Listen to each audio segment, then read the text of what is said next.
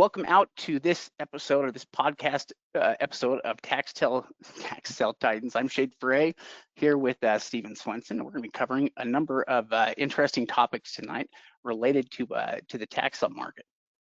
Yeah, absolutely. I think we got some exciting things to talk about. We're going to be talking about a Kansas post-sale auction, talk about how Kansas works.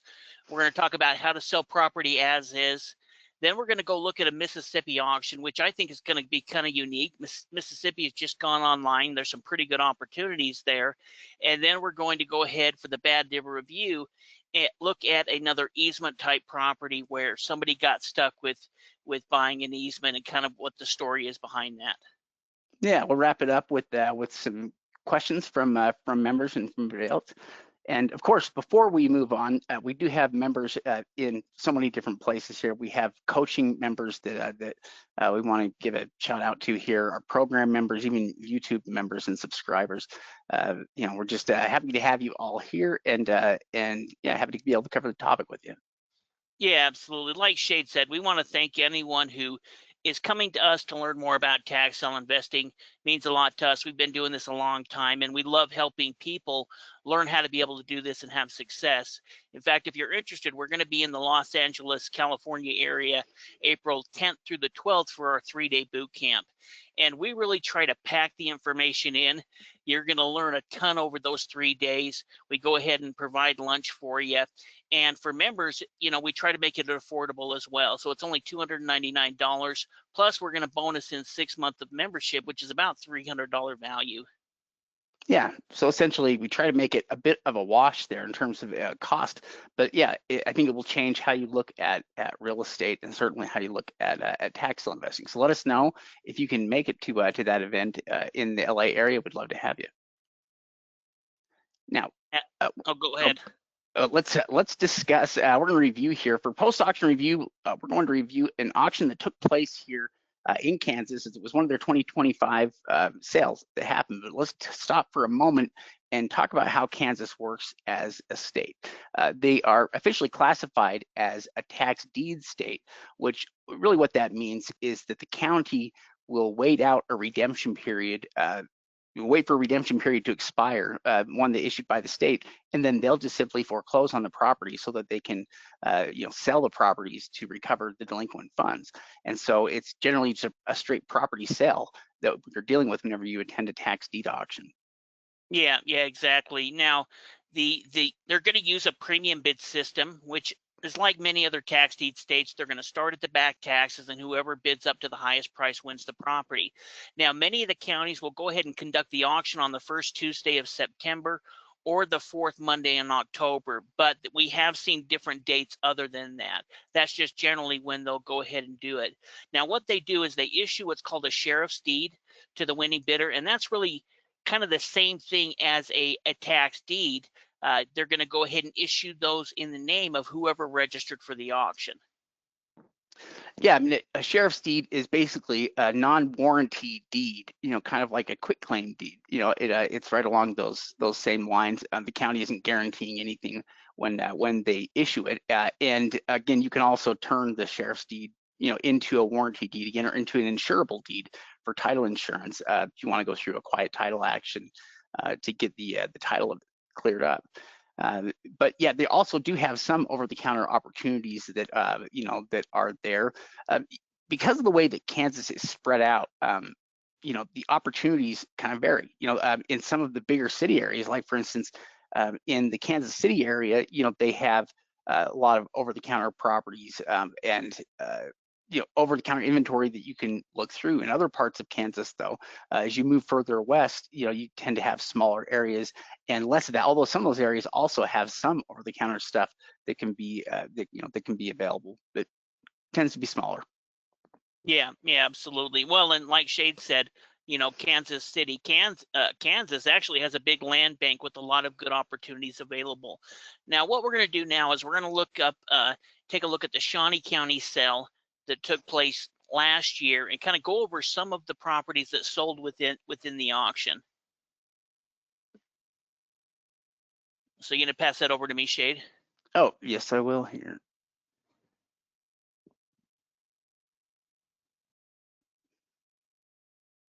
Okay, perfect. So what we're going to do is we're going to go ahead and look at a number of different properties that sold at the 2025 auction. Now, this first one we're looking at ended up selling for $2,600, and we can kind of see some of the details here on it. Now, one thing I kind of noticed is that their assessed value, in fact, we were just talking this recently, earlier in the podcast, that the assessed appraised value many times isn't going to be exactly what the market value is. Yeah, we can't always really trust that. We're usually trying to find comps near the property to set the value for it, especially when we're doing an initial evaluation. We're looking for the fastest way that we can get an idea of what the value is. So the county's saying it's worth 50,000. We know it's worth at least 50,000, but it may be worth, quite a bit more than that. We really don't know until we see what some of the comps around it say. Yeah, in fact, this is one of the most frustrating things about this, is that this particular area, in fact, I almost didn't go through it because they don't provide you with any type of comps. They must have something set up with their local MLS where you can't see any of the sold prices within there. So if we were trying to do a market analysis on this, we'd probably have to get with a realtor or find some other way. Maybe the counties, we can get it through the county, but they don't have it on Redfin or Zillow like they would in any other place. Yeah, which is kind of interesting. It's certainly, it's a case where it's a part of data brokers and where they provide information and where they hold it back. And yeah, I think probably working with the realtor may be the only way to get some of the sales comps, in this area. We can see that Redfin puts the value of the property at about 100,000. Yeah, definitely. Well, and you might be able to get it through the county. In fact, if I had time, I would have checked to see if you could get it through the county. This next property ended up selling for about $6,100. And one thing I do like is they provide photos of the property. You can have additional information here as well. But in kind of looking at it, you can kind of see why it ended up selling for, the other property sold for 20 grand, and this property sold for 6,100. Yeah, so the image is from April of 2024. It's about 2 years old. And some of the things that we can look at, I mean, clearly they must be they have a wood burning stove there. They must, because they've got a lot of firewood stacked up around there. But the roof doesn't look terrible. I mean, I've seen houses that look far worse. Certainly, yeah, there's an exterior garage or some kind of a shed there that could be used as well. I've seen a lot worse. I mean, it looks kind of junky here in the front. If you acquired the property, you would need to do cleanup with it. But the house itself doesn't look that bad. Yeah. In fact, I'm not sure where I might. Let's check it real quick.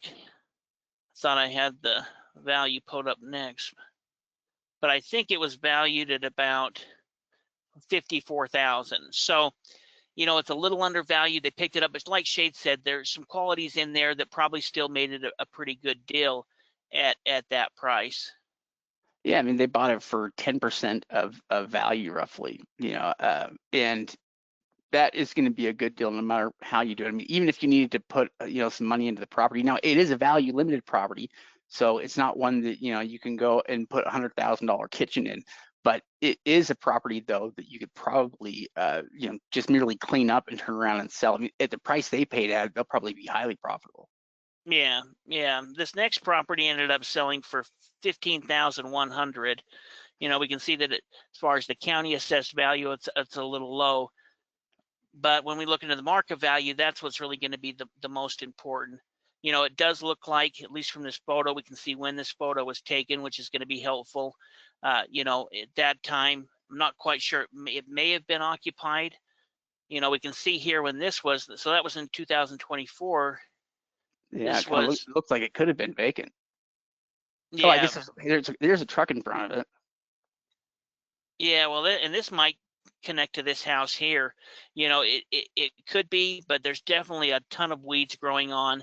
So it looked a little bit more like somebody was living in it here in 8/20/24. But this looks like May 2024. So this is actually after this. So I almost kind of wonder if someone might have moved in since then, or if there's just been a bunch of extra growth since then. Yeah, in either case, you know, it being vacant, I mean, you know, a lot of homes sit vacant for a time. It looks like it was in decent shape up until it went vacant. You know, I mean, the house itself doesn't look too bad in terms of condition. You know, built in 56, it's about 1,000 square feet. You know, so it's a 3 bedroom, 1 bath, and Yeah, valued at 73. They say they paid 15 for it. yeah, about 15 grand. Yeah, So I don't, that's a doable deal. yeah, it's a workable deal, This next one here was kind of interesting, and you know they ended up paying uh, almost $17,000 for it. But as I looked a little bit more into it, I could kind of see why. In fact, let's look at here on the map as well. You know, we've got a photo of it here, and I was curious to see what the market values are, but that was a little bit tougher within this area. Yeah, it'd be interesting to see. Oh, There, so it's a big concrete pad, like so there used to be a structure there.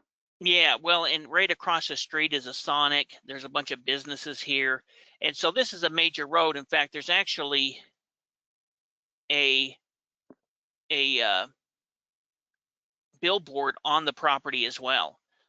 So, you know, you'd be interested to see, you know, if there's an easement on there or not, but you may have access to rental income through a billboard on the property. And I think there used to be a bar here or something like that, but you can Yeah. kind of see, you know, good enough location to build a Sonic, and this lot would be big enough to do something as well. So, you know, I'm not quite sure what the market value would be on it.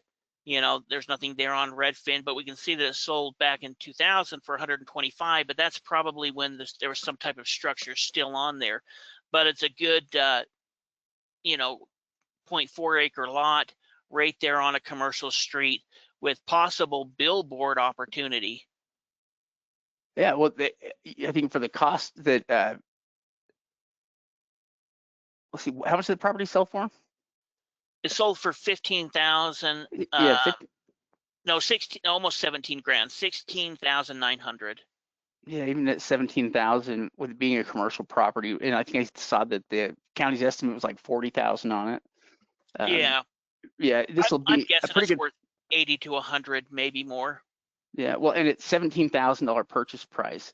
Uh, you know, they've got all the room in the world to move on it if they want, you know, but they also have a good chance at making $40,000+ on it. You know, I mean, they have the ability to make pretty good money on a deal like this, or even more. You know, they could make 50,000 on a property like this and potentially have it sold. You know, Topeka is you know, an area that I guess, you know, I actually lived in Topeka for a little while, and it's not a bad city. You know, I think there are, you know, it's an enjoyable place. I think there's, you know, the real estate there is not too bad, and there's good opportunities with real estate, but there's also valuable real estate there. You see both ends of it, where you have, at least I remember seeing new construction there along with old construction here, just in different parts of town.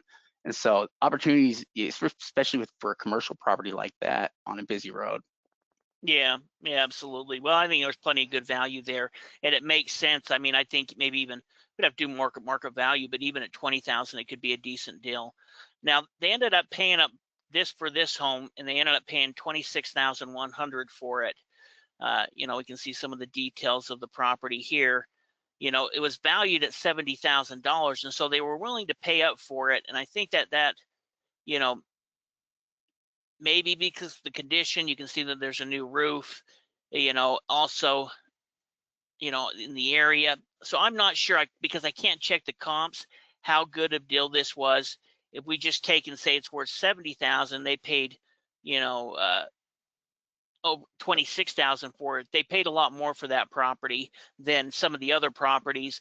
But what's kind of frustrating is we can't determine why by looking at what the comparables in the areas are selling for. You know, it's also right at that, you know, the bottom of the house prices where, you know, at 26,000, you know, they're going to be in a pretty strong position with this property, which does look like it's had some work done. Somebody, you know, put the money to get a new roof placed on it, so we don't have all original things in it, and that may extend beyond that. You know, you could. I mean, if they went through the effort to put a new roof like that on it, then things like the electrical and plumbing could very well be updated as well, which would be a huge save. Yeah, I mean, there are other things that you could also start replacing on the house. Like, you can see that it needs, it would need windows. What's appealing about the house is that it's very simple and it's small. And so doing things like updating it is only going to cost so much, because rather than needing to replace 50 windows, you've got 4 windows. You've got a very limited amount of square footage that you have to fix up. All of that makes this property a little bit easier to digest that way. So 26,000, I think this is a win, because what they place it at 75,000, I think is probably a number that could change also, depending on what you did to the property. Yeah, well, that's part of the reason why doing a real market analysis is so important. Now, this one was kind of interesting. They ended up paying $14,100 for it. Now we can see that it looks like a piece of land here.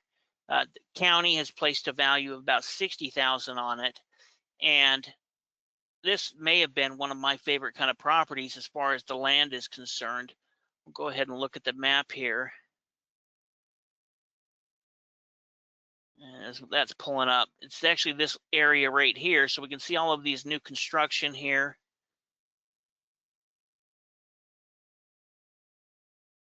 And there's some type of Bank. yeah, look at all that parking for it. But then right over here, you can see it's this portion. So I don't know if maybe you could have it zoned commercial, maybe you could have it zoned residential, but it's this big lot right here, and it's, let me see the size of it. I think it was like 2.5 acres. Yeah, 2.51. Oh yeah, 2.51. So, it's a big lot. I don't know why. How much did they pay for it again? I didn't see that. It was 14,100. That's right, 14,000, and they're placing it at $60,000 value. And that's one thing that's nice about the value that they set, is that in this case we can almost kind of treat it as a bottom dollar amount, and then kind of work the value up from there. And so even at 60,000, if we were looking at it, you could make the numbers work at that. They paid about 25% of value, but if it's worth more than 60,000, then they did pretty well. Oh, I think I'm just guessing, but if it's a usable property, I think it's worth double that, if not more. But you can see, it kind of goes all the way up to where this subdivision is, goes along this road. So if somebody wanted to buy it for their house, they could obviously, make it that way, or it could be used as a commercial property as well.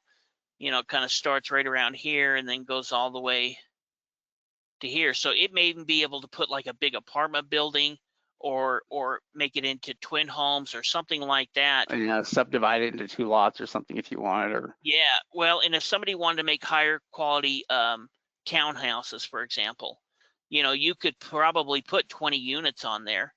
Yeah. Even if you had 15 or 20, that would be a pretty good setup, and it would work good for this location where you're kind of getting close to town, but you're also here where these homes are $300,000 to $400,000 homes. Yeah, yeah. Well, it really would be a good place for some kind of higher density residential there next to the neighborhood homes. That probably would work well for condos or twin homes or something like that. Yeah, Yeah, that is interesting. that's kind of where it's located. There was nothing really there. We'll look at a couple more and then we'll turn it back. This one here sold for 29,000. You can see it's doesn't seem to be too bad of a house. And it valued at about 82,000. So they picked it up for 29. So they paid a little bit more for this one as well. They kind of paid higher for both of these properties. And that's where I'd really love to look into the market and kind of see, what the sales are within the area, because I'll never completely trust either one of these. Well, and this looks like it's a little bit nicer neighborhood, maybe, slightly higher values. Yeah. Well, you can see at least on this side of the street, a bunch of these homes are getting redone. Obviously, there was fire damage, but you can see that a lot of these have newer type stuff on them. And I think this is an area that's probably growing. And so they paid a little bit more for it. It could still be worth it. It looked like it was occupied at that time, valued at about 85,000. Yeah, in fact, it's probably a great area in terms of property values getting up to a point where it will start to make sense to do more remodeling in those properties. At least certainly if they make that cross between going $100,000 properties up to $200,000 properties and above, uh, it makes sense to probably fix up a lot of those properties. Well, and you're always going to see some that are going to be better deals than others. It's kind of interesting to kind of go through each one of them. This property here ended up selling for 13,900. They valued it at 119,000. So, this one here, as far as what they paid for it, they paid less than 14 grand. And if that value is close, this may be kind of one of the better deals as far as homes are concerned. Yeah, I mean, it looks like they picked it up for, about 10% of value, maybe 15%, hardly anything for what they paid. And it looks like a mess from the outside, but what's nice is that it's actually fairly cleared out. You just have to move a couple vehicles and you would have a lot more room, and you could probably use it. In fact, there's a garage, I think, behind that thing. I think it's a single car garage. I can't tell here. Looks like it may be brick, but this is a house that by cleaning this up, you could give this house a whole new look. If you were to move this stuff, put some stuff into it, and opening it up, would give it a completely different look and would probably really help increase the value overall. Yeah, and 100, even at 120,000, this deal, if that's what it's valued at, yeah, they did pretty well on it, and they could even fix it up and still be good and profitable with that. Yeah, so picked up for 14 grand, should be a pretty good deal. This one here ended up paying up a little bit more as well. They paid 30 grand for this one, and it was only valued at 70,000. So I kind of wanted to show one where, well, maybe, but it really kind of depend on the condition of the property if we'd go ahead and pick up this one at 30 grand. If this value is right, they picked it up for about 35 cents on the dollar. Maybe there's a reason why. And we'll look at this last property here, ended up selling for 24,000. Now, one thing I do like about it is it looks like it's in pretty good condition and it's been rehabbed. Yeah, this one looks like it certainly has new siding on the outside of it. It looked like new windows as well, and not that high of a purchase price, for a property that has been fixed up some here. The roof looks pretty good on it. Looks nice and straight. Yeah, valued at 109. So, not too bad, especially picking it up at that. Actually, this one was picked up for 24,000. So this is the one they paid 30,000 for. So I was wrong. This one here above that they paid less for. They only paid 14,000 for this one, and they ended up paying 30,000 for this one. It makes sense. It makes sense. It's a little bit more competitive bidding because it looked newer on the outside. It presented a little bit better than some of the other properties. Yeah, well, and it's also higher valued. So, paying 30,000 for this one makes more sense because it's valued at, let's say 110, and, looks like it was built in 55, but I would say that rehab, at least the new roof, the new windows. I mean, you may look at putting central air. That's a little bit, but other than that, it looks like a pretty good home. And there's some things that you could do with it that could really help clean it up, take all of this out, and really help this in reselling. Yeah, it seems like it's halfway there to being a good income producing property and really good investment. Is the prices that they paid, that's pretty good. And you say this one they paid 24 for? Yeah, this one here they paid 24 for. Wow. You see, the county has it assessed at in about 78, 79,000. The market value on it, they have it at about 137, 140,000. You can see it's a little bit bigger, 5-bedroom, 2-bath.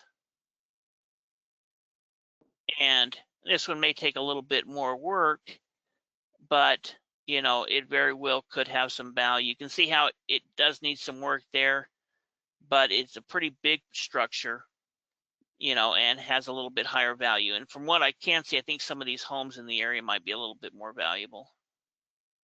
Yeah, it is a little bit bigger property. And at least at the price they paid there, a lot of how, I guess what will happen with this, kind of comes down to the condition on the inside and what they want to do. Although that low of a purchase price at 24,000, I'm sure they wouldn't have a problem selling the property no matter what they do. They picked it up at a low enough price compared to the value there that if they just want to sell it and kind of do nothing with the property, they probably have the option to do that. Yeah, and that may be the best step for it, is to go ahead and clean it out. They picked it up for 24 grand. Maybe they spent another couple grand cleaning it up, changing the locks, and then trying to sell it for 75 grand. That leaves somebody to go in there, still be able to rehab the property, and if it's rehabbed, it could very well have a higher value than this. So that gives you kind of an idea of Kansas. We're trying to find different areas we can find auctions from. In some states, they haven't had their sales yet, and so we may need to go back and look at the 2025. But I'll go ahead and hand this back to you, Shade, and we'll start going through some of the other stuff. All right.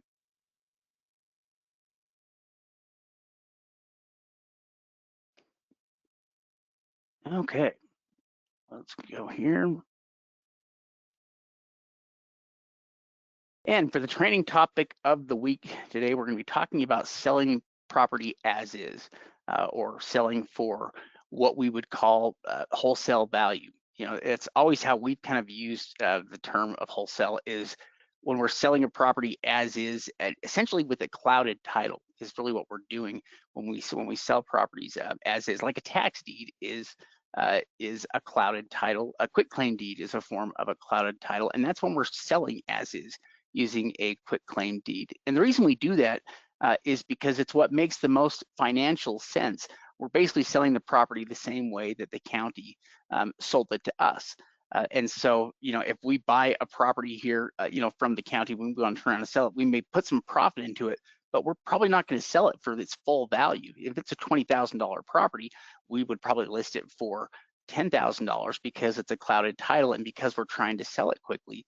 So we want to price it very aggressively. And so because we discount the rate on these properties that we sell as is, there comes a point when we're leaving too much money on the table to sell it as is, and where we may want to decide to fix the title so that we don't have to discount the price, by 50% to sell it. In other words, once the value gets above $20,000, once it's $30,000, $40,000, to cut that amount in half and sell it for half price, you're really leaving a lot of money on the table. And so once value gets above about $25,000, we start to pursue quiet title in many more cases. But in everything below that, cash deals tend to make the most sense where we can find a buyer. So a lot of these may be deals that you could do on properties that are valued anywhere from $1,000 to $20,000. And wholesale deals really work well with these. You can also offer seller financing with them, and you still have full ownership of the property. The only thing you don't have is a warranty deed on it. Which again, that doesn't really affect anything when you're just dealing with the land itself. And that includes if you wanted to sell it to a buyer, that didn't have all the cash to pay for it at once. You could offer it to them with seller financing, and that would both increase your profitability and give you the ability to sell them a property they wouldn't be able to buy otherwise, because they couldn't afford it. Maybe they don't want to do regular financing. So it can work out really well for everybody on both ends. But really what it ultimately means though to sell a property as is that we're going to sell it using a quitclaim deed. And we're going to be responsible for filling that out and running the paperwork through the county. Yeah, exactly. Well, like Shay talked about, when we're working with our coaching students, a lot of time we'll recommend going through and doing a couple of these type of deals just so that they can experience. And then we have some students and members that really focus on these type of properties. If you're looking at starting to build residual income, you could do seller financing. You could do a lease to own type situation where you can start renting this or selling this type of property. In fact, there's even strategies that you can rent the property out for different uses. And so when we're talking about this type of property, most of the time we're going to be looking at trying to sell it. And if we're going to sell it and we're going to transfer the deed into the new owner's name, for example, we seller finance it, and once they've paid for it in full, we're going to transfer that deed into their name, then we're going to usually use something like a quitclaim deed. And this is going to be the quickest, the easiest way for us to be able to sell it. A lot of times I use the comparable, and I'm sure that if you've been on the line, you've heard me do it a lot of some type of car, but it'll make sense to a lot of people this way. Is if a car got into an accident and let's say the car was still usable, but the insurance company decided for whatever reason to total it out, they could sell that car, somebody could fix it, you could drive it, you own it, but it has that branded title. That's kind of what we're doing when we're selling properties as is. And so we're just selling our ownership that the county gave to us to them, essentially with no warranty applied. Yeah, no, when it comes to selling these properties, it's like any other sale. I mean, ultimately, but what's different is that we don't have somebody like an agent in most cases, like a realtor that's going to be working and doing all of the paperwork and the numbers and the negotiating with us. We are the ones that basically end up doing that. But all we need in order to get a deal and a buyer, and most of the time, if you have the property deeply discounted, you're going to find buyers, or they're going to come to you because it's a very good deal on the property. But all we essentially need to do is come to an agreement with the buyer on the purchase price, and from there we can write up a sales or purchase agreement with the buyer that basically just outlines simply what it is that they're agreeing to buy and what the price is. That kind of outlines the deal. Once we have a signed purchase agreement here, which we're going to talk here about that. So this is an example here of a very simple purchase agreement and one that you would have signed. And these are important because it is really the only documentation that you're doing for this part of it. To line out the details of the deal and to make sure that you're both on the same page. So these purchase agreements are important. They're an important commitment, both to get the information correct and also in a way to kind of close the deal. Yeah, I mean, really, there's 3 steps we're going to do. We're going to get the contract signed. We're going to go ahead and collect the money, and then we're going to record the deed. Obviously, the first step is going ahead and getting that purchase agreement, that contract. There's a lot of different documents online that you can look up that can help you find that. They're pretty easy to use. In fact, a lot of times we'll try to use a pretty simple one. Once we've done that, then we're going to go ahead and collect the payment.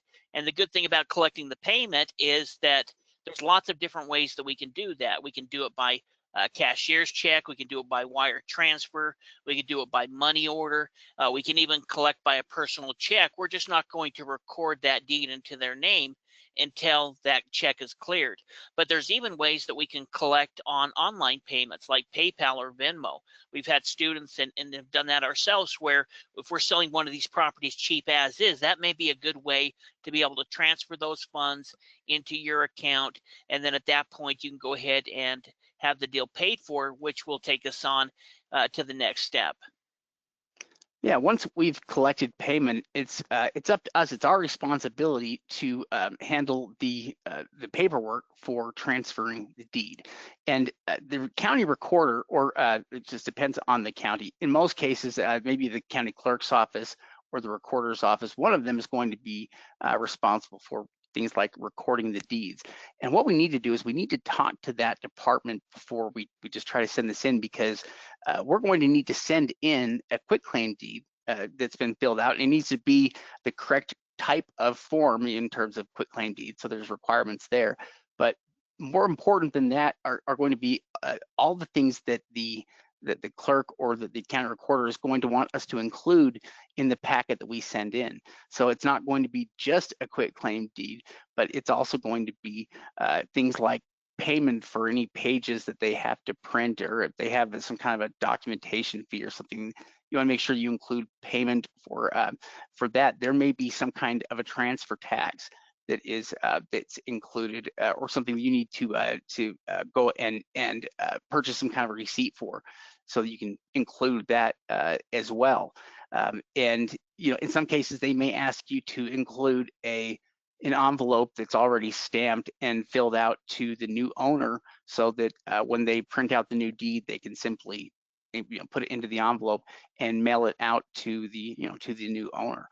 Whatever those requirements are, we want to make sure that we get a list of everything that should be included in that packet, so that when we send it in, we know everything is there. The last thing we want to do is send in, a transfer packet and be missing something important, so that the clerk isn't able to record the deed, and it takes another week for us to figure out that there's something wrong, and the buyer is sitting there wondering, where their deed is at.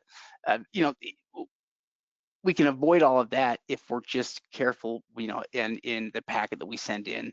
As long as we send in everything that's necessary, everything needed, they should be able to get that deed recorded in your buyer's name shortly after this, and then send them out the new deed showing them, that the buyer's name is now on the deed. And this is also what would change how the ownership appears in the records we pull up. So after the records pull up this way, it should show the new buyer as the property owner after that as well. Yeah, exactly. And the department that's going to be handling this is usually going to be the recorder's office or the clerk's office. Whoever's in charge of handling the deeds, the mortgages, the liens, the judgments, the same department that we go to usually do our lien searches is going to be the department that handles those transactions. And so, as far as being able to do this, like Shade said, we're going to get all that information together. Now, as far as quitclaim deeds themselves, every state in the country allows property to be sold this way. It's really the easiest way to be able to sell property. So like I mentioned before, we're really just transferring the ownership that the county gave to us to them. And then we go through that process like Shay talked about, in sending in all of those documents to make sure that that information is taken care of. Yeah, every single county, every state uses them, because all we're really doing with quitclaim deed is we're transferring our ownership, that we have in the property, or what we purchased. So when we bought the property from the tax sale, that's kind of what the county did. Was they, they awarded the property to us. They were transferring over their ownership rights to the property to us, and then we are essentially able to kind of do that same thing. But this is also why something like a lien has the ability to survive when quitclaim sales, because quitclaim sales are not any kind of a guarantee that there's no liens there. You're just kind of transferring your ownership rights to another person. And so it's possible that, as those rights change, that there could be something like a lien, that could still exist or be, against the property, because quitclaim deeds are not going to guard against that kind of thing. But there's certainly a great way to sell, your ownership rights in a property to somebody else. Yeah, absolutely. So we can do this everywhere. There's a lot of different information online that makes this possible. So there's all kinds of different free forms that you can use to find purchase contracts, to find to find different types of deeds. In fact, we have links that go back to that on our links page there within the membership program. So there's a lot of different templates and information that's out there that's available for us to be able to work on and to be able to download this information from. Yeah, there's places like eForms. There's a number of them that are out there. In fact, I think you can find a lot of quitclaim deeds, just doing a simple web search. You can pull up quitclaim deed forms that will work for this, and you can basically download it. In some cases, there are forms set up so that you can print out or fill in the information, type in the information, and it will fill out the form there for you. There's paid services. Handwriting them works just fine. That's not generally a problem here. As long as you have decent handwriting, or you can fill it out so that it's legible, then that should work. But other than getting that filled out, one thing is it may need to be notarized, or there may be things that need to be notarized when you send in. That's one thing to check with the county to make sure that, so for instance, something like the purchase agreement or something, you never know until you ask the county exactly what the requirements are. But once you have the deed filled out there with the buyer's information, and that's going to include stuff like where they want, where billing is going to be mailed to. So that's why we need to have their address, because that's going to act as the billing address for the property, and anything that comes out in the future. But we're going to mail off that deed to the county and to the clerk. Once they receive that packet, they're going to open it up, and they can start the process of getting the deed recorded and in the new owner's name, so that they can mail that new deed out to the property, or I guess to the new buyer who is waiting for the deed. This is essentially how we get that process done. And so we really don't know exactly what the requirements are until we ask them. That's why it's important to call in, because they may have things like notaries required, or things being notarized, or tax stamps or transfer taxes that are included with this, or payment for pages they print, and payment for anything else that they may have requirements for there within the county. But once you have all of that done and you mail it off, it tends to be pretty simple because they handle the rest of it for you, and will send that and mail that out. So you shouldn't have to do anything once you've completed this.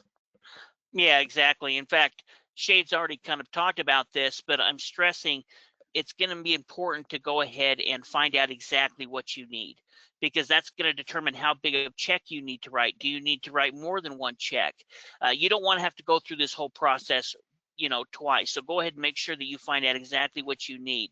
Now, one thing to mention when we're talking about selling quick claim deeds or selling property using a quick claim deed is it's important to educate the buyer.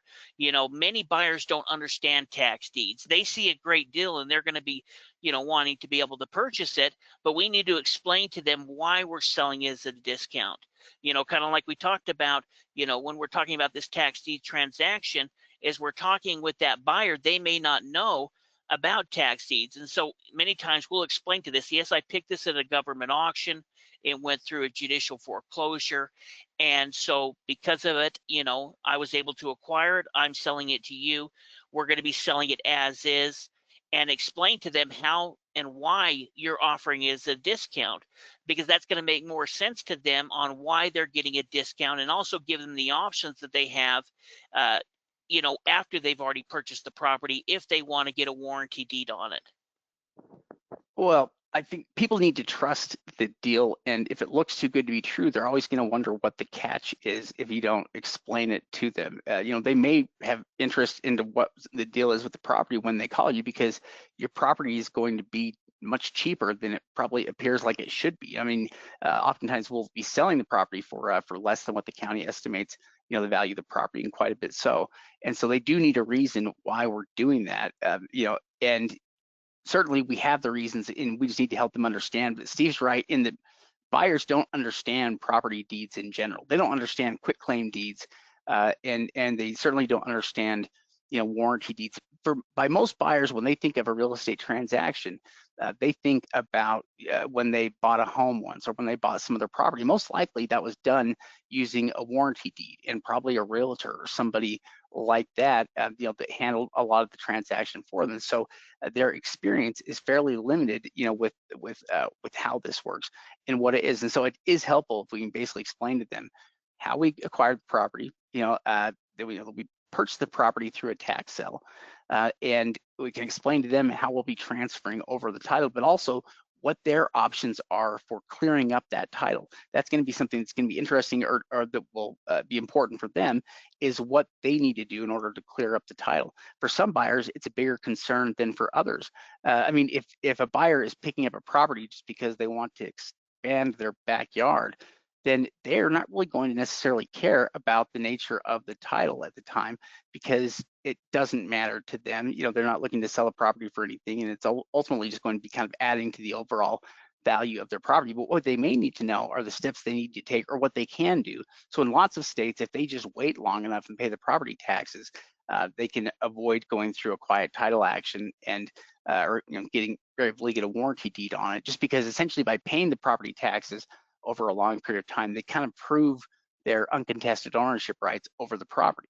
If there was anybody else there involved, then they would certainly be talking to the county, and they'd be somewhere involved. The other party wouldn't just be paying the property taxes, is what the county is able to decide with that, is that that proves ownership over a long period of time.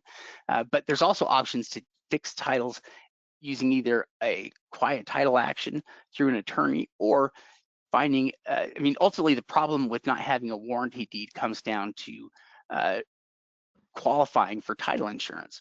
And most title insurance companies require warranty deeds, and so that's why most tax deed properties are not eligible for title insurance. And so we can either fix the title of the property, and turn it into a warranty deed so that it will qualify for title insurance again, or we can find a specialty title insurance provider that knows how to work with tax deed properties, and they charge us a little bit more for the title insurance, but are able to provide that in a short period of time, so that we could turn around and sell a property, even something like a home, relatively quickly to a buyer, with title insurance, so that they could buy, even if they were bringing financing. Yeah, in fact, before we even sell the property or go through it, we want to be completely upfront with them, because this is going to be a different type of transaction. And so we don't want to mention that you're not going to be able to get title insurance, and then you fill out the contract and then you get into it and they want to do something different. We've wasted time. Our students have wasted time where you're working with a buyer that doesn't understand exactly what they're buying. And so that's the reason we're directly upfront with them. We purchased this at a tax sale. We received a tax deed. It went through a judicial foreclosure. I'm going to be selling all of my interest to you, and you're going to really have three different options after you purchase the property to get a warranty deed. You can go through quiet title. You can go ahead and wait for the statute of limitations to run out, and then at that point, whatever that law requires, you can go ahead and get a warranty deed. Or you can go ahead and use something like tax title services to get title insurance on the property. But this is the reason I'm offering it to you for a discount, is because essentially, this is the way that we're going to be selling the property. And so if they understand that, then they're going to understand exactly what they're buying, and they're going to be more comfortable in the process. And so it's going to have a higher chance of you actually getting paid on the property, and then them transferring, and then you transferring it into their name. This is also why it's really important as the buyer to maintain control over the sale at all times, and ultimately as the seller, sorry, not as the buyer. As the seller, it's important to maintain control over the transaction.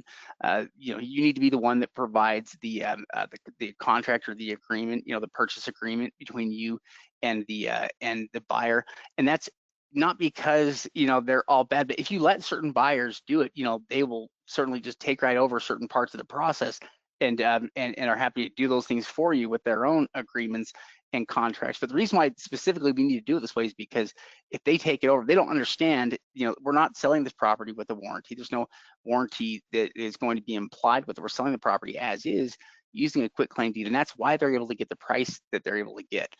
Sometimes buyers, try to play a game here where they want to get the low price of the property, but they want to get it with a full warranty deed, like it's anything else, and it just doesn't work that way. The reason they're able to get the good low price on the property, is because of the way they're buying it in part. And so, yeah, we can convey all of that though to the buyer if we just educate them, about how the property was acquired and what they can expect. Yeah, well, and as we explain it well to them, they can go ahead and make their choice on it. If they wanted to, they could go ahead and go through quiet title after buying it. In fact, we might even be able to, if there's something like an escrow company that can handle it. There's different attorneys, real estate attorneys that can handle it for them. We just explain, hey, this would be the additional cost. And really, that's going to up the price, where if we're going to have an attorney do this, this means that there's going to be more cost involved. So instead of spending it selling it for $8,000, we're going to need to add an additional $1,000 in there to cover that additional cost of having an attorney handle it for us. Yeah, in fact, Isaiah has kind of a good question here about this. If I'm selling a property that I'm planning to do title insurance on, to close the sale in the agreement, who would pay for the title insurance cost? And it's a good question. So it really kind of depends on what terms we've come to with the buyer. If we're already planning to take the property through a quiet title action, then the buyer may not necessarily even know about that if we're planning to do that. But if it's title insurance, then yeah, we may have something in the agreement there. Like, for instance, let's say that we're selling to a buyer that needs to have the title insurance in order to buy. Then it wouldn't be unreasonable to have them, cover part of the cost of doing that. At least if you're planning on selling it without title insurance, and they need it, then yeah, you could do something like split the cost in the agreement, or it could be a part of the deal that you kind of have put into it. In many cases, we'll look at it as kind of part of the investment cost of the property. In fact, a lot of times when we're looking at the properties, we kind of plan on a couple $1,000s more than that for something like a quiet title, or for title insurance, if we need that to sell it. Yeah, all of that can be negotiated. That's going to be part of the thing. Well, if that's going to be extra cost, then we're going to have to, up the price a little bit to be able to cover that cost. And depending on your bottom line, that could be deciding, well, that 100% of that is going to come out of your pocket, or 60% will come out of your pocket, and then I'll, go ahead and take 40% out of my pocket. And so that's all going to be kind of dependent upon the deal, and what your profit margins are going to be and how low you're willing to go below the offer price. And so, if that's the case and it ends up being too low, we'll walk away from a deal. If it's going to be too much cost, or if they want to do something on their terms versus our terms, we don't mind using an attorney or having somebody else do that, or go through the use something like tax title services to offer title insurance. But we want to make sure that it's going to be good for us and good for them. Now what we're going to do is we're actually going to look at an upcoming auction that's taking place in Mississippi. There's a number of different ones that are happening on April 6th that are kind of exciting. But before we do that, we're going to talk a little bit about Mississippi and how Mississippi tax auctions work. Yeah, I don't know if we're going to be looking at if it's Amite County, if I'm saying that correctly here, or not, but there are a number of different counties there in Mississippi that are doing their sales. So how exactly does Mississippi handle property tax collection? Well, they're officially a tax lien state, so they basically issue liens every year, that are delinquent past a certain point, and so that's generally going to be done here. And a sale is going to be conducted. They use premium bidding method to sell the liens off, but the idea being that they're selling off those liens here, and the rate of return that you can earn, the maximum rate of return in Mississippi is 18% annually, or about 1.5% per month. So they actually have a pretty healthy rate of return. I mean, Mississippi's rate of return is as high as Florida, and Florida, draws a lot of investors out for that interest rate return, which is ultimately what you're going to earn, or most likely to earn, on most liens. And so, yeah, it's a great rate of return, but they can also use that rate of return as the as a bidding method, or they can have premium bidding there, where they will have use a surplus. So basically, they'll bid up the price on the property. Yeah, now the tax collector is going to be the person that's responsible, and their auctions generally occur on the first Monday in April or the last Monday in August. And like Shade mentioned, they use a premium bid method. Now, one thing to remember about the premium bid method in this case is the overbid does not earn interest. So let's say that you went ahead and purchased a $1,000 lien and you bought it for $1,100. That additional $100 isn't going to be earning that 18% return. And so that's the way they're able to kind of determine how much you're going to be winning, will determine how much your premium bid is. So that's something to kind of remember as you're bidding on these type of auctions, is instead of bidding down the interest rate, you're going to be bidding up the premium. So if it starts at $1,000 and you bid 110 and somebody bids 120, 1,020, and you win it for $1,050, that $50 you wouldn't be earning the interest rate on. Now, one thing about Mississippi as well is they don't offer over-the-counter tax liens. What the county does is they hold those liens, and after a 2-year period, they send those liens over to the Secretary of State, and the Secretary of State actually forecloses on the property and offers them through the state to be purchased, sometimes at auctions, even though they haven't had their auctions for the last couple of years, or you can purchase them through an offer process over the counter. Yeah, it's part of their tax forfeited lands division, that they have for the Secretary of State. And what's nice about that, at least the one benefit, is that it's a statewide office that handles all of the foreclosures there for property taxes for the whole state. And so it's a little bit like some other states, like Arkansas. They have a central office holder that manages everything but the sale. So it's kind of like one website you can go to learn about all of the opportunities there in the state. In the Secretary of State's website for tax forfeited lands is kind of like that for liens that have been foreclosed on in Mississippi, not for the actual lien auctions though, just for the foreclosed on land that is left over.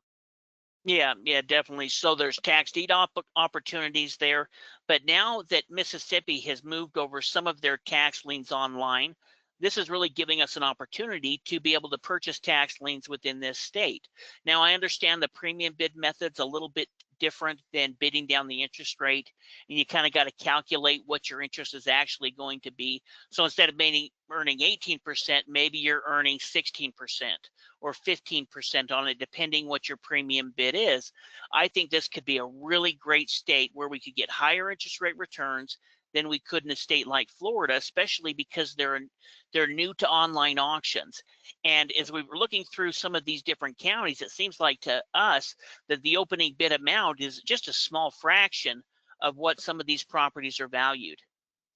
Yeah, so we can see in Mississippi, we've got a number of different sales that they're doing here, but we're going to be looking at this this Amet sale here. And it is a pretty large sale. I mean, if we're looking at it, let's just scroll down here because it could be as many as 50 properties per page. And there are, I think there's 20 pages of properties here. Yeah, there's 20 pages of properties. So it is a lot of properties. I mean, that could be upwards of nearly 1,000 properties. Is that right? Yeah, Yeah, that's crazy. yeah, not a bad sized list, and some pretty good opportunity. You know, Alabama's moving online, Mississippi is moving online, and there's a number of different states that are moving their tax lien online auctions or their auctions online. And so if we can get a better interest rate in an auction like Mississippi, it could be worth looking at versus getting a lower interest in maybe Arizona or maybe Florida or one of these other states. You know, the return is going to be the return. So if it's on a Mississippi home or a Florida home, if you're earning a better return in Mississippi and you're okay with the time period as far as the redemption period's the same, and you'll have a chance to own the property, where in a state like Florida, you're not going to have really a chance because it's going to be sent to the tax deed sale. So if it does go to the end of that 2 years, you'd have the chance to be able to actually acquire it. You know, one thing that's interesting about this sale is that there is a lot of quality property, you know, in this auction. If we're looking, and you can tell, you know, the party that is involved here, you know, they've got the prior owner's name listed here, and then you can see the amounts. And so the amounts range from, I mean, some of these are under $100 up to you know, thousands of dollars. You know, they can be. But what's interesting is the quality that you get for the amount. All right. So, for example, what I mean by that is you can see there's like 3 lots here under this, this Perkins Roy here. If we click on this one right here, I think it was for $1,667. And let me click on this. And what we can see is it's a homestead on 10 acres of property here, you know, that we're looking at. And we can see that it's valued at about $187,000, right? Not too bad. And going off of the numbers here, I mean, if we're just going off of what they say here, not necessarily checking our own, it's available for about, at least the lien represents less than 1% of the property's value. You know, which whenever we have liens at that amount, it looks pretty good in terms of the numbers because the lien represents such a small percentage of value that it tends to be very secure. Now, if we also look at that other one that was right down below it for $906, so again, not very high, we can see that it's actually all the land that surrounds this property, probably another 40 or 50 acres or so of property here for that $900. And we can see that they estimate the value here at like 63. So, and the market may be a little bit higher than that, but we can see that it's not quite under that 1% with this property, at least in terms of just their raw numbers. But they vary just a little bit. But between these 2 properties here, I mean, you basically have 2 liens that you could pick up for about $2,700, $2,600, and they would represent, you know, this $200,000 home plus, you know, 50 acres of land, you know, which it's almost guaranteed to be in excess of $300,000 or, you know, worth of value or more, you know, for this property. And again, you're into it for less than 1% of value. Yeah, it's pretty amazing. And, you know, this is the reason we said this could really be a good opportunity where some of these counties are moving their auctions online. You know, they don't have a 4-year redemption period. It's reasonable 2-year redemption period. You can receive the property after the end of the redemption period is over. And I was looking at a couple of the properties, just the very top. It was like a $97 lien on a good big piece of land. you Yeah, the know? cheap ones are the cheap. Like that is one thing that is kind of interesting is that the cheap liens are not always against junk properties. You know, you'd be amazed at just how nice some of these are. And this is a $126 lien right here. You know, and it's against a valuable property. I mean, it's $126 in the property. They value it at 8,400. It looks like it. I can't tell how many acres it is, but it is a number of acres here, and it has good value. In other words, you know, again, it's those same numbers where it's a tiny percentage of value compared to what the property is actually worth, and that's a $126 lien. You know, in some places, like for instance in Florida, so a $126 lien is either a partial lien or it's going to be against a junk property. You know, it's just not that case here. You know, where we have all kinds of properties here, you know, that don't necessarily cost a lot, but they can be, you know, excellent properties. Yeah. Yeah. In fact, I was just looking at number, oh, what is it? Number 157, but oh no, 164, sorry. But you know, I mean, I haven't seen a property yet that doesn't look like it would be worth bidding on at the price. I've looked through, you know, 50 of them, and I haven't seen one property, and I'm sure there is going to be ones that we wouldn't bid on, but everything has some type of value to it.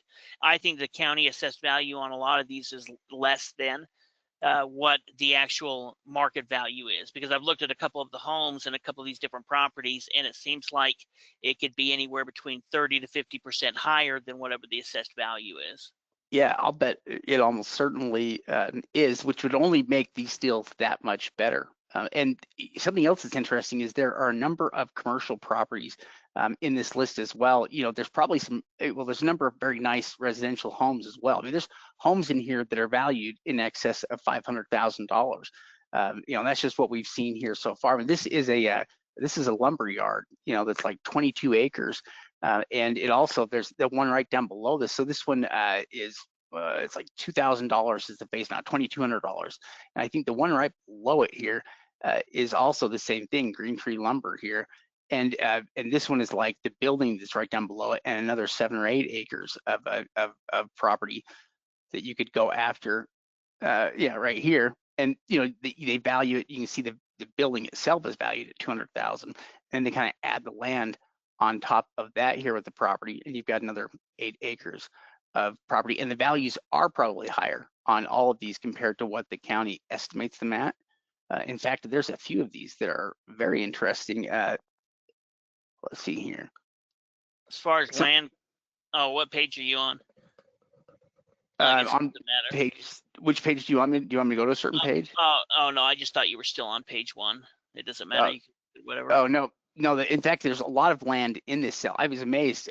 Half the properties I clicked on, you know, seem to have acreage on them, you know, and represent, you know, some really nice properties. But what's interesting is yeah, we can look at a few of these, the ones here that are at higher amounts, and it's interesting on what they are. So, for instance, for 72,000, this one right here, you know, this is the biggest one I saw.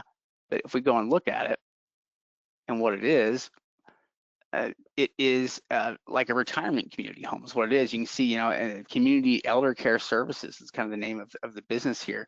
It's on a 6-acre lot, and the building itself though has a value, and the building value is like $5 million. You know, and so in fact they are not. You know, what's interesting is that the building value. Oh yeah, there's the land value. Okay, so give the land value here, value of 60,000. That's kind of weird though. The assessed value there for the land being 784 versus a true land value of 60,000. Something weird about that. But in any case, the $5 million property with an opening bid of 72,000 for the lien, and you can kind of get a sense. I mean, it's a pretty big facility there, and something that looks like it was also probably, you know, made fairly new. Yeah, definitely. Well, and that's just because it has the assessed value and their appraised value there.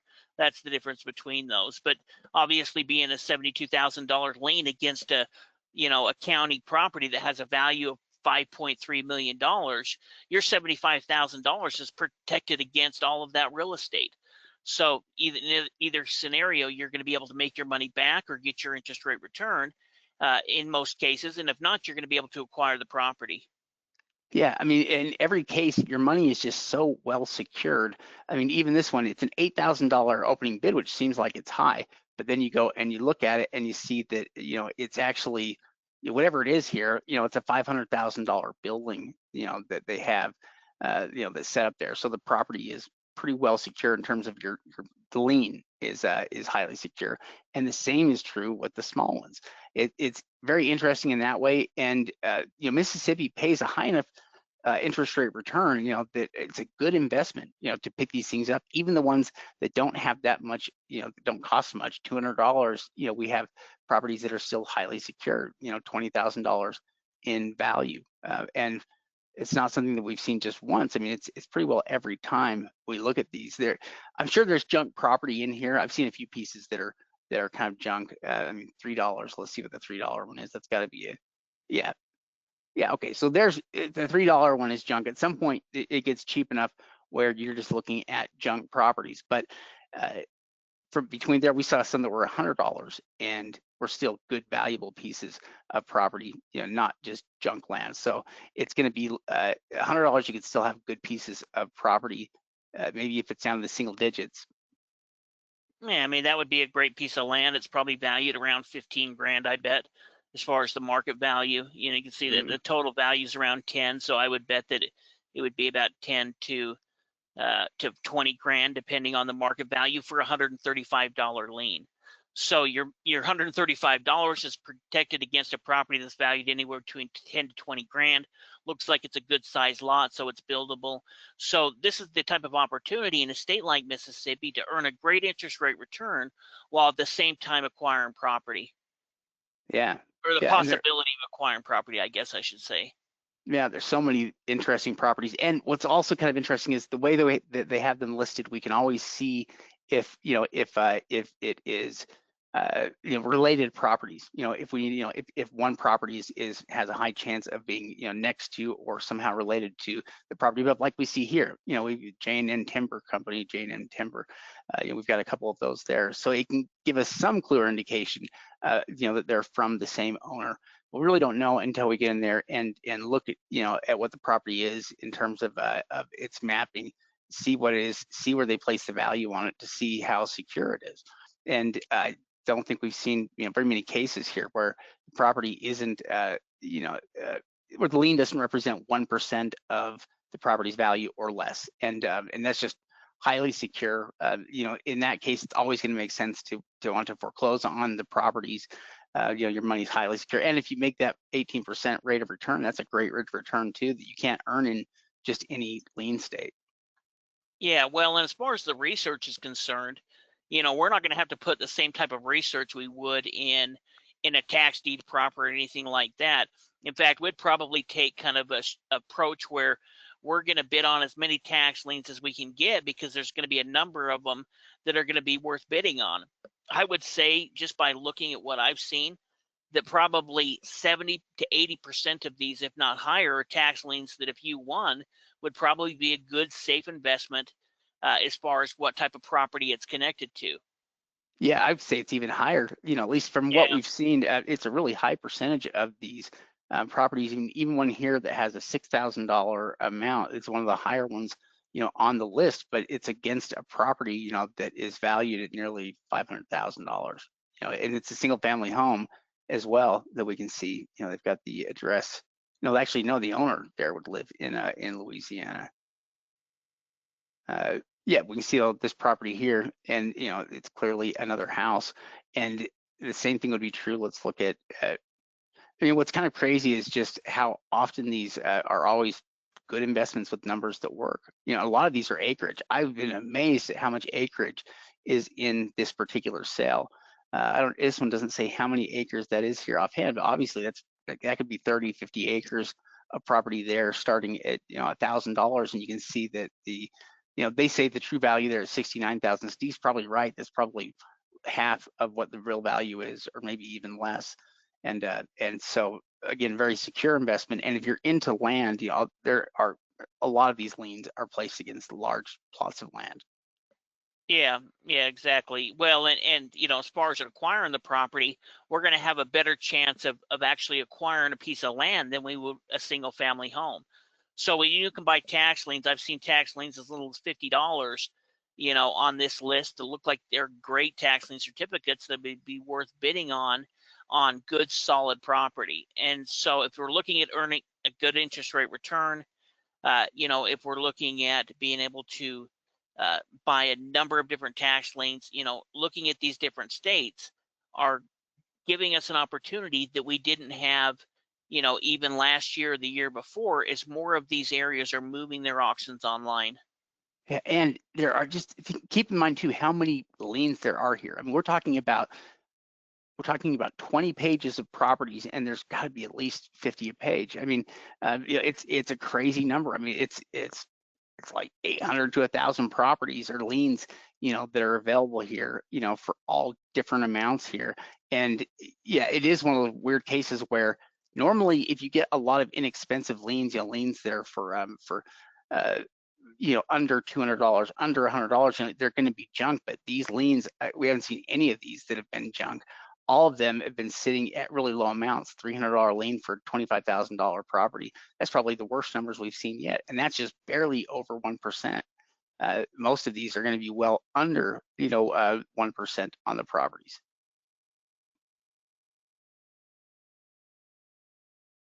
I think you might be muted. There's more acreage. Yeah, there's a number of different counties as well. We're just looking at one of the counties that are having auctions taking place.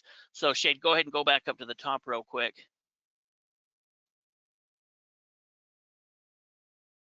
And click on, one of the next counties down or one of these other counties. And I think this one here had 23 pages of properties. And so there are all of these different auctions that are taking place. We were just kind of looking at the first county on the list. Cow, look at that. That's crazy. And some counties may have a little bit better real estate or markets a little bit better, but maybe, in that county has a little bit more competition than another county that may be a little bit rural, but still has good property on it, which may have a little bit less competition. So maybe we can get closer to 18% on this auction, where another auction maybe has a little bit more competition, where it bids down to 15 cents or 15%. Yeah, well, what's crazy is that there are multiple sales kind of all happening here at the same time in Mississippi for their liens, and there are hundreds of liens in each one of these sales. Certainly there's not going to be enough money to, to spread or to cover, all of these very well. So it's not as if I think the interest rate's going to get bid down much, and you can basically get your pick of the list. I think, there's so many properties that I think people will be able to pick out what they like and not deal with too much competition in trying to buy these liens that should pay out pretty good rates of return, and certainly are so well secured that if you could foreclose on any of these properties, it would be a home run. Yeah, well, and it seems like most of the counties have about the same size. In fact, that District 2 actually has 42 pages.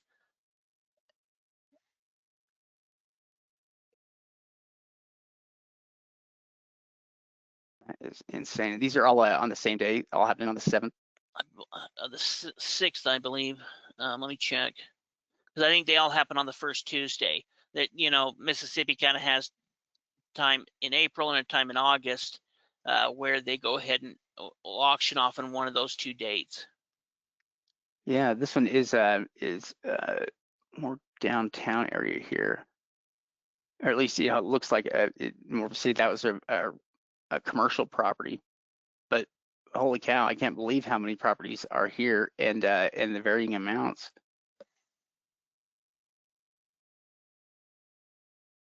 Yeah, 42 pages. That's pretty crazy. The smallest was that District 1 that had 12 pages, but this other one I looked at has 22.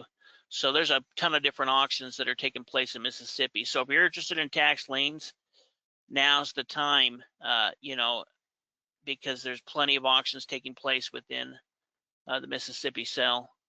Yeah, a lot of them, thousands and thousands of properties to look through and to view, and you can get liens against all of them for very low percentages of value. So yeah, what an awesome opportunity there for lien investors. And these are about as safe as investments as you can find too, because in every one of these cases, your money is secured by value, property value that is is pretty well 99% higher than what you paid, the property has a very high chance of just redeeming. But if it didn't, I mean, you're talking about amazing returns on your money.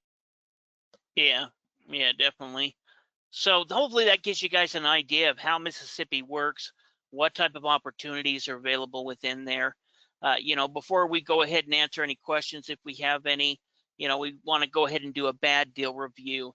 In addition to showing you upcoming opportunities, showing you guys past auction results, teaching you something as far as the training tip of the week, we also like to review a bad deal. And the reason is that can be just as educational, many times even more educational than looking at a good deal. And so what we're going to be looking at tonight is a property that sold in Ohio. In fact, I've kind of followed a little bit of this story for a couple of years. I remember when he first purchased this property, where it involves easements and purchasing a building lot that was actually had a road connected to it, and some of the things that's happened since he purchased that property. Yeah, in fact, let's just pull it up here because it is an interesting story and it's not all that uncommon. Oh, and by the way, we're going to answer that question here in just a moment. We'll jump back into that one about the you have here, but we're going to click on this so you can see. And there are actually a couple of good articles here on it for us to review. Um, what is interesting about the story though is, so the gentleman, this is in Ohio, and he was interested in trying to acquire a building lot for himself, and he saw this property in the sale and believed, you kind of see the open lot that is that's here, which was what he believed that he was holding. Now he was picking up or buying. Now I'm not sure. I still haven't been able to clarify yet if like he was looking at a GIS and it showed the entire street there that was included with it as well, and not just the lot. But in reality, what this lot, it's shaped kind of like an L, or at least it goes down and it follows the road. And so not only does it include the building lot here, but it includes this road as well that he bought. He paid $5,000 for this property when he bought it, looking for, again, a lot that he could maybe build something on someday. But and he didn't necessarily know about the road when he first heard about the road. When he first understood that there was a road there, I think he kind of saw it as a positive. Hey, maybe I can make some more money off of this. Maybe there's something that I can do with it. But obviously, there's not really much he can do with the road itself. There's already homes up and down the road, and so he didn't really feel like, it's not like he was going to try to charge the neighbors there to get in and out. He also didn't want to be responsible for dealing with the maintenance of the road. And so it wasn't exactly what he wanted, but the city actually decided that they wanted the property back so that they could do work on the road and make it a part of this. In fact, they're not even really sure how the sale happened this way, how it was a public road here somehow initially when they sold it, but they decided that they wanted it back, and they decided to use eminent domain to get it. And which the main issue that he had with it was that they essentially wanted to take back the road and not pay anything, for it all to him. And Well, and part of the issue was that it was actually not a public road, it was a private road. So it was made by the people that created that subdivision, and then they quit paying their property taxes, and he ended up picking it up at a tax deed auction. So he went to the local auction there, he picked it up, and it was a private road that was essentially, that was not paid for by the original developers, just let it go to the auction. And so because of it, it wasn't a public road. That's part of the reason why he was concerned about any type of maintenance that may be involved. And then as Shade started getting into, the city made it about as difficult as they could to work out a decent deal with him, and tried to just essentially take the property from him, even though he had purchased it through a legal tax sale. Yeah, in fact, it got to a point where for a while they were kind of ignoring his calls. We think that what ended up happening in the end was they subdivided the property so that they could split up the lot that he originally wanted there from the rest of the lot. So he still has his lot, and then they paid him, we think, $1,000 for the lot itself. sometime afterwards. But it just turned into kind of a big headache and something that he had to deal with for a while that he didn't really want to have to deal with. But beyond that, though, he made money on it, and it worked out okay. But it just does go to show you that even if something looks like it may be, an opportunity, when it's something like a road, there's almost always going to be a headache attached to it. There's almost always going to be complications or problems that are there, just because we want to stick to properties that are traditionally usable. Meaning that we're dealing with nice either building lots, or we're dealing with good improved properties. But what we don't want to deal with is junk land, or land that we couldn't sell, and roads always kind of qualify like that. Yeah, in fact, if you look at that photo right there, you can see that there's 6 homes right there, and there's that one empty lot. So it was kind of a contractor that was able to subdivide that, but the road never got transferred over to the city. And so it was kind of a private road that everyone was using, but it was connected to that lot that he ended up purchasing. So it ended up being quite a bit, a pretty big headache for him to be able to purchase it. And when you look at it like that, you could kind of see how that could happen, where it wouldn't necessarily be a public road at that point if some developer just developed it and kept that piece of real estate within their company name.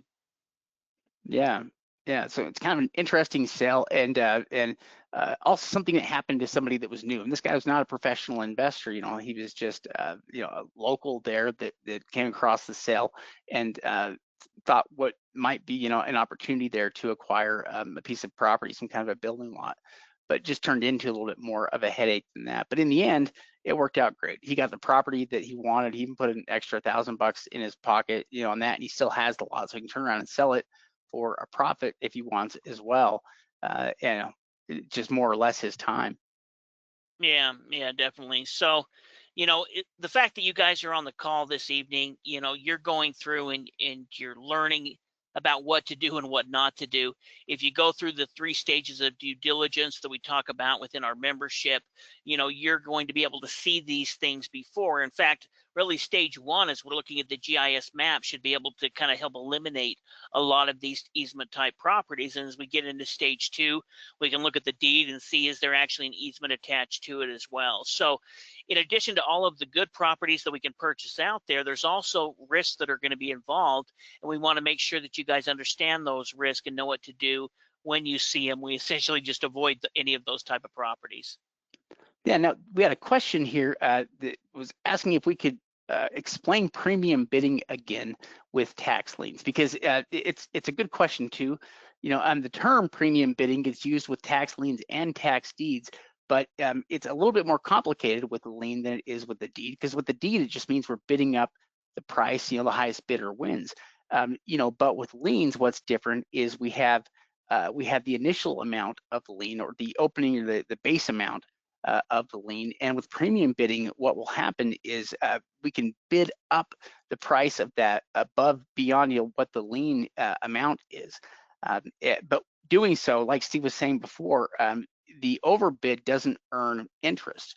So we're only earning interest on that initial amount. And so the way that it works, the higher the overbid, the more it takes away from, or lowers your interest rate, essentially. So you're earning 18%. But if you bid that lien up and you add another $100 on top of that, that is basically cutting into whatever interest you would earn from that lien, effectively lowering what the active interest rate is, if that makes sense. So they're kind of paying a higher price of entry, into the property there, which is going to kind of lower that interest rate down from being maybe 18% annually to a little bit lower than that.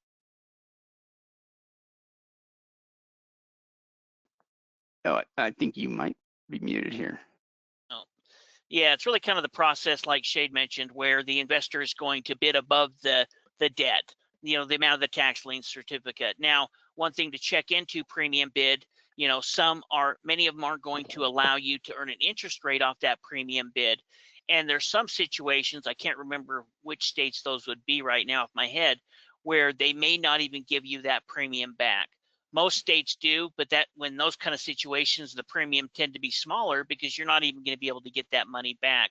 But in any type of premium bid state, you're not going to make interest off of it. So instead of bidding down the interest, that's kind of how you're able to compete on that interest starting at 18%. So if you had a property that came up at $1,000, then they're usually going to do it at about $10 marks.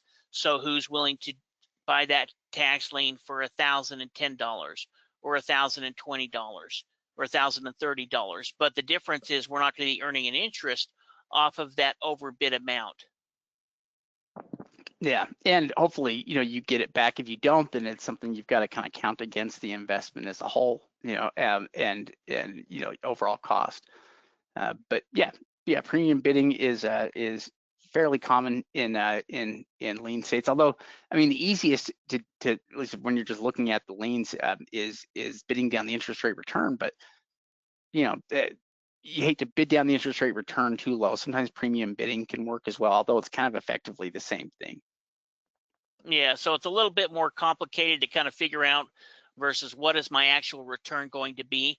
But then we would just go ahead and put the total amount in and kind of figure, okay, that's going to be $10 off of what my original return is.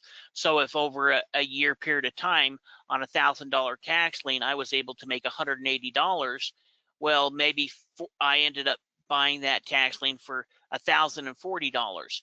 So instead of my overall return, me making $180 over a 12-month period or whatever that is, I may only make $140 if it went the full year. Yeah, essentially, the cost was something that we would just kind of deduct from that, and count against the investment.